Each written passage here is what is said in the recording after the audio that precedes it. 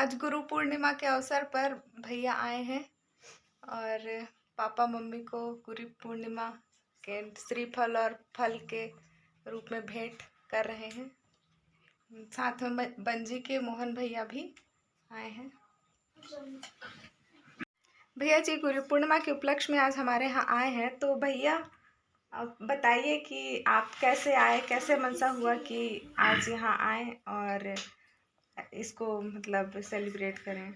मंजू दीदी, मैं माँ बाप जब जन्म दीन एक बाद फिर पढ़ाई शिक्षा दीक्षा कुछ होइस मोर प्राथमिक स्तर पर चौथी पाँचवीं पढ़त रहे। कर बाद मोर पढ़ाई अचानक किसी कारणवश गरीबी या आर्थिक तंगी के कारण पढ़ाई छूट गई रही। लेकिन हमार गुरुजी सम्मानीय श्री परमेश्वर सिंह मरकाम हमार गांव में संयोग हो उसी समय ऊपर वाले वही हमार बंजी बुंदेली में अचानक गईन और मैं गाय चरावत रहूं और खनिहार में दौरी करत रहूं। इस समय गुरुजी पता नहीं ऊपर वाले कैसे ले आई खनिहार में आई न, बोलिन कि बेटा तुम पढ़ते हो कि नहीं पढ़ते हो। तो मैं बोला कि पढ़ रहा था लेकिन मैं छोड़ दे हूँ पढ़ाई अभी। एक बाद फिर मोर पापा के बुलाइन गुरुजी कि आइए थोड़ा सा चर्चा करना है खनिहार में, कोठा होते जहाँ धान मिसाई करते रहे नहीं। तो वहाँ फिर मोर पिताजी आइन और गुरुजी चर्चा करे लागिन कि बच्चे को पढ़ाई काहे आप छोड़ा दिए हो।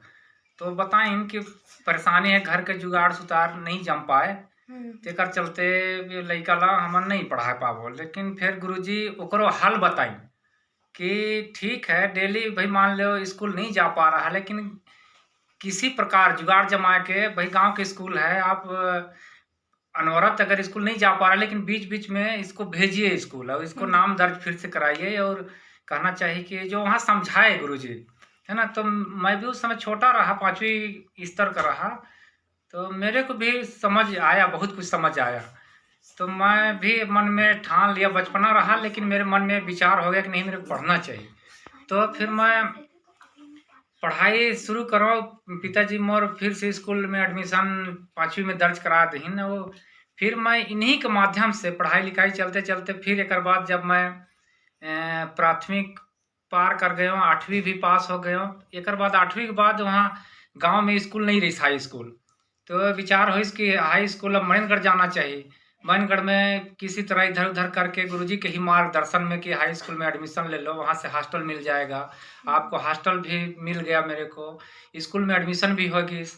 एक बाद में कुछ ऐसा मोड़ फिर आइस, मैं हाई स्कूल का भी पढ़ाई छोड़ देता रहा लेकिन गुरुजी फिर मोर हॉस्टल में गई एक बार घूमत फिरत। हॉस्टल में भी मतलब समझाइन कि नहीं देखो कोई भी चीज़ अचानक एकाएक कोई भी चीज़ नहीं बनता, क्योंकि हम ग्रामीण अंचल के ग्रामीण परिवेश में रहे वाले, शहर का वातावरण कई तो मतलब परेशानी होत रही मोर साथ। तो बताइन कि धीरे धीरे कोई भी चीज़ अचानक उस परिवेश का वातावरण से आप धीरे धीरे मतलब वहाँ से वो तालमेल बनाओगे। तो फिर मैं धीरे धीरे करत करत फिर इस प्रकार से पढ़ाई करो, फिर उन्हीं के मार्गदर्शन से फिर मैं बीए भी कर ले हूँ। 12वीं पास करे के बाद बीए करो, रेगुलर बीए के बाद एमए भी करो। फिर आज जो भी हाँ मैं आज छोटा मोटा पद में हूँ, आज टीचर हूँ, वर्ग 2 श्रेणी शिक्षक टीचर हूँ। तो मैं कुल मिलाए गुरुजी का ही देन है। माता पिता के बाद मोर दूसरा गुरुजी हमार परमेश्वर सिंह मरकाम है। शिक्षक साथ साथ में पारिवारिक भी हमार मतलब तालमेल गुरुजी का ही आशीर्वाद से हमन 6 भाई है। 6 भाई में हमन आज तक लड़ाई नहीं हुई, छोटा छोटा बात तो होत रहते, लेकिन आज हमन सब भाई जहाँ भी रहथन 6 भाई मिलजुल के रहथन। और कोई भी संकट विपत्ति आते तो हमन जरूर गुरुजी के याद करथन। और रही बात सांस्कृतिक क्षेत्र, तो सांस्कृतिक क्षेत्र में भी गुरुजी के माध्यम से हमन आज कहना चाहिए कि गांव में गाना बजाना करत करत करत उन्हीं के माध्यम से फिर विकास खंड में कई कला जत्था कार्यक्रम करी। एक बाद उनकर माध्यम से जिला स्तर में पहुंचन, फिर हमन राज्य स्तर में भी कई जगह प्रोग्राम दे डारे हन। आज भी उनकर मार्गदर्शन से हमन कार्यक्रम देत हन, कहीं भी कार्यक्रम होते तो हमन वहाँ मंजू दीदी पहुँचथन और हमन का बोलते हैं कि अपन सांस्कृतिक कार्यक्रम देथन। आज यहाँ पर आकर आप क्या संदेश देना चाहते हैं? मंजू दीदी, मैं संदेश ये देना चाहता हूँ कि आज जो परंपरा है गुरु और शिष्य का, जिस प्रकार से गुरु कच्चा मिट्टी को, मिट्टी तो सब जगह का मिट्टी मिट्टी एक होता है, लेकिन उस मिट्टी को गुरु किस प्रकार से कच्चा मिट्टी को एक आकार दे देता है, ढाल देता है, कुम्हार जिस प्रकार से, उसी प्रकार से आदमी का जो जिंदगी है, मनुष्य का जो जीवन है, उसको गुरु के माध्यम से ही हम एक ही बहुत ऊंचाई तक चला जाता है। और यदि सही गुरु मिल गया तो, और गुरु गुरु ही होता है। कहते हैं ना, गुरु ब्रह्मा गुरु विष्णु गुरु देव महेश्वर गुरु साक्षात परम ब्रह्मा तस्मै श्री गुरु वे नमः। तो मैं इसीलिए आज गुरु पूर्णिमा के उपलक्ष्य में अपने गुरु से मिलने के लिए आया हूं और कुछ आशीर्वाद लेने आया हूं, ताकि हमारे परिवार में, मेरे व्यक्तिगत जीवन में एवं मेरे समाज में उनका आशीर्वाद हमेशा बना रहे, उनका सहयोग और सलाह हमेशा बना रहे। और यही आशीर्वाद के लिए मैं उनके घर आया हूं, और मैं चाहता हूं कि उनका आशीर्वाद मुझे अवश्य सद्मार्ग के लिए प्रदान हो रहा है। उसी प्रकार हमेशा जीवन में उनका आशीर्वाद मेरे साथ बना रहेगा जी। आज गुरु पूर्णिमा है, और जैसा कि कहा गया है, गुरु ब्रह्मा गुरु विष्णु गुरु देव महेश्वरा गुरु साक्षात परम ब्रह्म तस्मै श्री गुरुवे नमः। गुरु की महत्ता संपूर्ण वेद पुराण जितने भी ग्रंथ हैं उसमें इसका महत्व बताया गया है, और हम लोग गुरु के बारे में बहुत ही जानकारी में भी पीछे हैं। चाहे वो कोई भी गुरु हो, प्रथम माता गुरु कहलाते हैं। प्रथम जो घर की जो हमको जन्म देती है, वही माँ प्रथम गुरु होती है। और इसके बाद 5 गुरु कहलाते हैं। 5 गुरुओं में प्रथम गुरु माँ है, और इसीलिए गुरु और पूर्णिमा, मतलब पूर्णिमा का जो लास्ट में माँ शब्द है, वह माँ ही गुरु है, और गुरु से ही माँ है, और माँ से गुरु है। ये सभी विश्लेषण जो अलग अलग तरीके से लोग करते हैं, तो पूर्णिमा को जोड़ा गया है। कई वेद व्यास का जन्म दिवस है, फिर इसको हनुमान जी को भी जोड़ते हैं, वेद पुराण को भी जोड़ते हैं। लेकिन जहाँ पर गुरु को एक सबसे लास्ट में इस संसार में भगवान शंकर को ही बताया गया है कि देवाधिदेव महादेव और संसार के विश्व के गुरु वो जो है भोले बाबा को बताया गया है। और गुरु का जो महत्व जो है, कोई भी गुरु हो सकता है। अभी बबरू खान जी जो आए हुए थे हमारे गहिरा गुरु आश्रम के, जो जिनके वो गहिरा जी के प्रथम बेटे हैं, उन्होंने कहा कि वो तो हमारे पिता भी हैं और हमारे गुरु भी हैं। गुरु का जो एक सोच है, यदि बेटा समझ जाए, बेटी समझ जाए कि हमारे गुरु कौन हैं, तो गुरु के लिए कोई ज़रूरी नहीं है कि मूर्त रूप बताया जाए कि यही तुम्हारे गुरु। संसार में जब हम ज्ञान अर्जन करते हैं, ज्ञान को जब हम कई जगह से प्राप्त करते हैं, तो हमको पता चलता है कि हमारे लिए संसार में सभी लोग गुरु हैं, ऐसा प्रतीत होता है। और जहाँ भी हम ज्ञान सीखते हैं, वही हमारे लिए गुरु होते हैं। अब रह गया सवाल कि इस संसार में आज इस मानव जीवन में जितने भी अत्याचार हो रहे हैं, पापाचार हो रहे हैं, आपस में भाई भाई में जो विरोध हो रहा है, लड़ाई झगड़ा हो रहा है, निश्चित रूप से यदि गुरु के पास जाएंगे, गुरु के सानिध्य में जाएंगे, तो यदि सच्चा वो शिष्य होता है तो गुरु के सामने जाएगा तो निश्चित रूप से उसका शक्ति क्षीण होता है, वो जीरो अवस्था में जाता है और वहाँ पर जरूर वो चेतन अवस्था में हो जाता है। ये एक अनुभूति वाली बात है।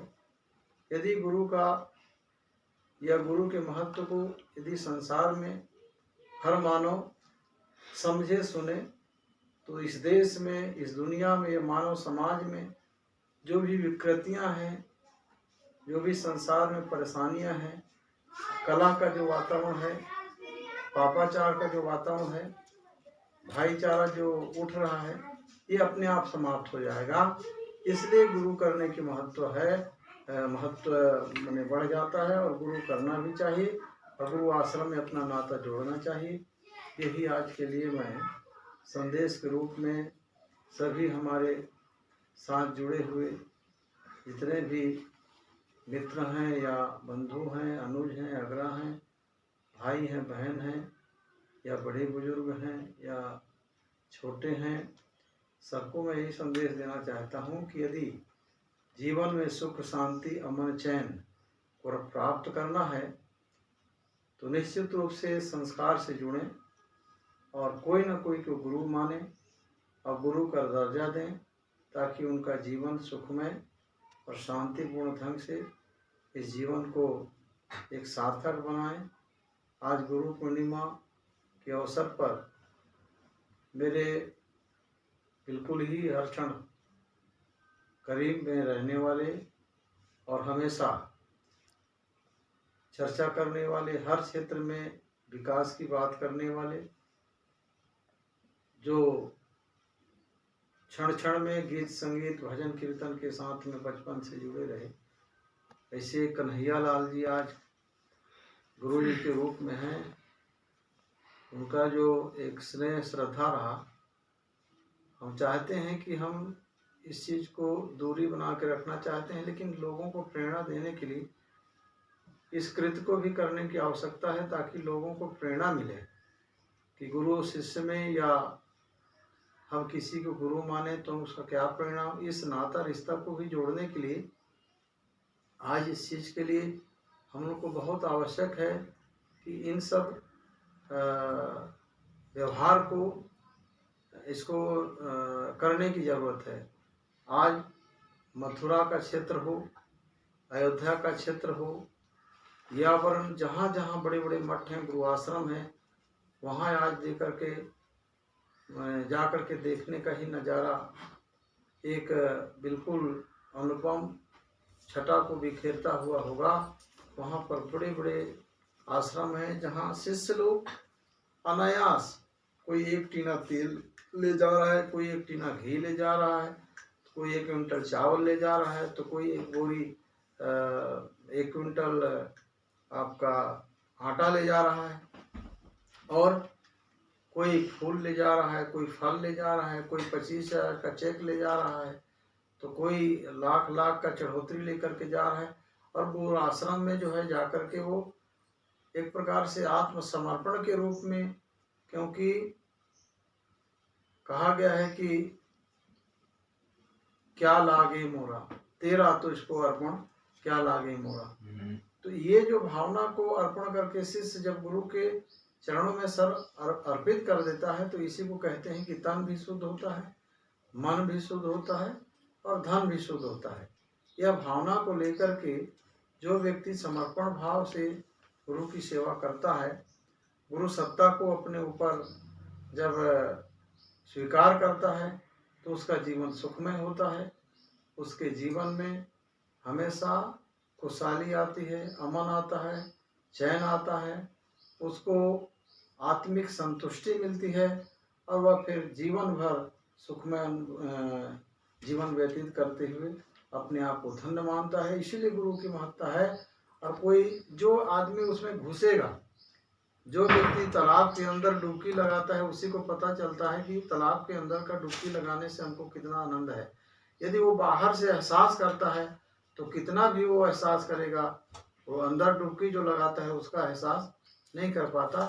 इसलिए गुरु जो किए हैं या गुरु के भाव को जो समझते हैं वही लोग इसके विषय को समझ पाएंगे।